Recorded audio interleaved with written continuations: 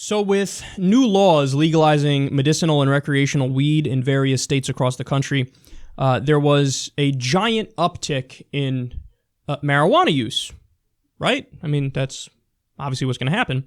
Well, we have the results of the 42nd Annual Monitoring the Future study commissioned by the National Institute on Drug Abuse. And here are the facts on it. Here's what they actually found. Marijuana use in the past month among 8th graders dropped significantly in 2016 to 5.4% from 6.5% in 2015. So, let's understand that. Weed was legalized in more places, and fewer people are smoking weed. Weed was legalized in more places, and fewer kids are smoking weed. Okay, more information. Daily use among 8th graders dropped in 2016 to 0.7% from 1.1% in 2015. Among high school seniors, 22.5% report marijuana use in the past month, and 6% report daily use. Both measures remained relatively stable from last year. Rates of marijuana use in the past year among 10th graders also remain stable compared to 2015, but are at their lowest levels in over 2 decades. Okay, so understand the main point to take away from this. The propaganda is complete bullshit. The propaganda, well, what I just said at the beginning. Oh, you legalize it, next thing you know, total anarchy, everybody's fucking smoking weed, all the kids are smoking it more and more, and we don't want our kids smoking weed, so we gotta ban it. We gotta have it banned. No medicinal weed, no recreational weed. Get rid of it because you're hurting society and more people are gonna smoke it if you allow it. That didn't happen. The opposite happened.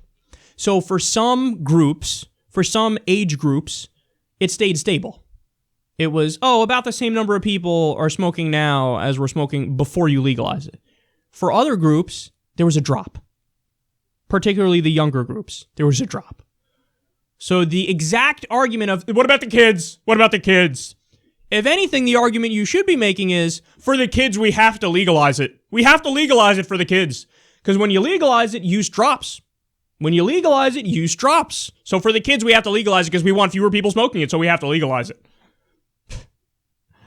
Now, look, I don't know why this is. Your guess is as good as mine. Maybe it's less cool now that it's legalized, so it's not the, ooh, we're on edge now. We're edgy. You're no longer edgy, you're just normal. If you smoke weed, so they're like, whatever, let's move on to something else. I don't know, I'm just speculating and talking out of my ass here. But whatever the reason is, it happened. Fewer kids are smoking weed after there was weed legalization. So the fear tactics are just that. They're fear tactics. And there's no reason not to legalize it. And then all the other benefits that go hand in hand with it. The giant economic benefits when it comes to jobs, when it comes to tax revenue. Obviously, when it comes to deficit reduction. That's another thing that states that have legalized it have found. They reduce their state deficits massively. And increased freedom and liberty. I mean, again, we call it the land of the free. But what does that mean? That actually means something. You have to live that. You can't say we're the land of the free. And oh yeah, by the way, we're going to lock you in a cage and throw away the key for slightly tweaking your consciousness. Well, that would be the opposite of free.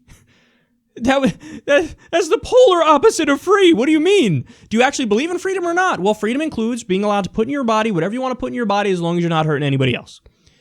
So, I obviously think we should legalize at a federal level and stop the madness. Obama's been pardoning nonviolent drug offenders recently, and he should continue. He should free as many as he possibly can. And I would change the scheduling, which he can do without Congress, change it from Schedule 1, drop it down, make it Schedule 976, just to do a giant fuck you to the DEA and to the pharmaceutical companies who are trying their best to keep this thing illegal, because if they don't, it'll cut into their profits. Alcohol companies, too. The DEA just wants to keep their jobs. That's why they still want these drugs illegal. But the pharmaceutical companies and the alcohol companies view marijuana as their competition.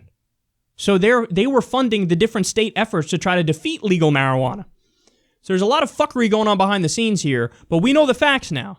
The facts are the sky's not going to fall if you legalize it. You increase freedom, you increase liberty, and you have this giant economic benefit. So all systems go, baby. Let's go down that road.